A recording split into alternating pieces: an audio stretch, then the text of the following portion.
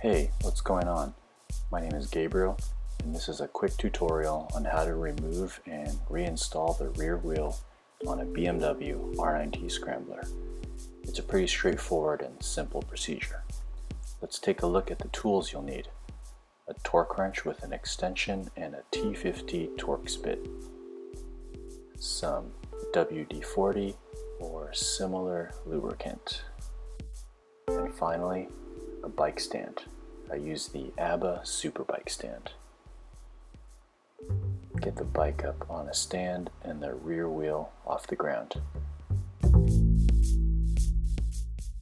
Here I'm trying to loosen the wheel bolts, but the bike is still in neutral and the wheel is spinning.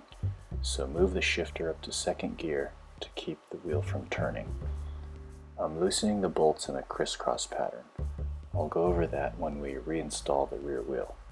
All you need to do is unbolt the 5 wheel bolts. You don't need to deflate the tires or remove the mufflers, with the exception of the 9T Classic. Go slow and easy so that you don't slam any metal together. With the rear wheel off, you can perform procedures such as the final drive fluid change, replacing your rear tire, or replacing the brake rotor.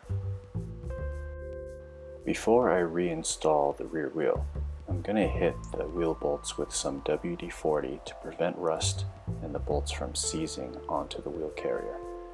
Clean up the areas of the wheel and wheel carrier where they make contact, and then I'm going to finger tighten the bolts on. Be cautious here as the wheel will slip off periodically as you screw the bolts in. Here's the crisscross pattern I mentioned earlier. You've got 5 wheel bolts to tighten. After tightening one, you move across to the other side to tighten the next one. You're basically drawing a star pattern as you make your way around to all the bolts. This minimizes any offsetting and misalignment. Set your torque wrench to a low setting, like 10 foot-pounds. Tighten them down in the crisscross pattern.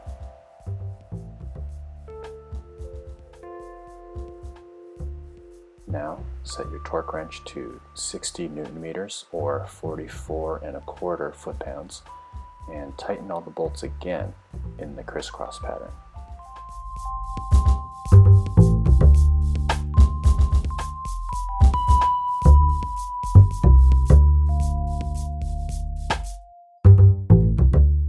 I always forget to do this, but remember to reset your torque wrench to 0 when you're done. And if you found this video helpful, someone else will too. Please give it a like so others can find it. And please subscribe if you want to see more R9T maintenance videos.